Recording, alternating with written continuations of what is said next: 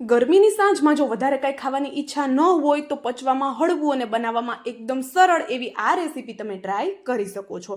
એના માટે પલાળેલી મગની દાળમાં આપણે ધોયેલા ચોખાના પૌવા એડ કરી પૌવાને 5 મિનિટ માટે પલળવા સાઈડમાં રાખી દઈએ। ત્યાં સુધીમાં એક મિક્સર જારમાં આદુ મરચું અને પલાળેલી બંને વસ્તુ સાથે અડધો કપ જેટલી છાશ એડ કરી પેસ્ટ બનાવી લઈએ। પેસ્ટમાં ઘરના રેગ્યુલર મસાલા અને અડધી ચમચી જેટલો મરીનો પાવડર એડ કરી દઈએ। હવે મનપસંદના કોઈ પણ શાકભાજી તમે લઈ શકો છો। શાકભાજીનું પ્રમાણ થોડું આપણે ચડિયાતું રાખશું। સાથે એક મુઠ્ઠી જેટલા લીલા ધાણા, જો પાલક અવેલેબલ હોય તો પાલકનો ઉપયોગ પણ કરી શકાય છે।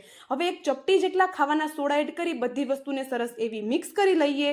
હવે ગ્રીસ કરેલા તવા ઉપર આ રીતે નાની નાની સાઈઝના પેનકેક બનાવી ઉપરથી આપણે એને 2 થી 3 મિનિટ માટે કવર કરી અને થવા દઈએ। 2 થી 3 મિનિટ પછી એની સાઈડ ચેન્જ કરી લઈએ અને બંને સાઈડથી એ જ રીતે ક્રિસ્પી થાય ત્યાં સુધી આપણે એને થવા દઈએ। તો એકદમ ચટાકેદાર આપણો નાસ્તો તૈયાર છે।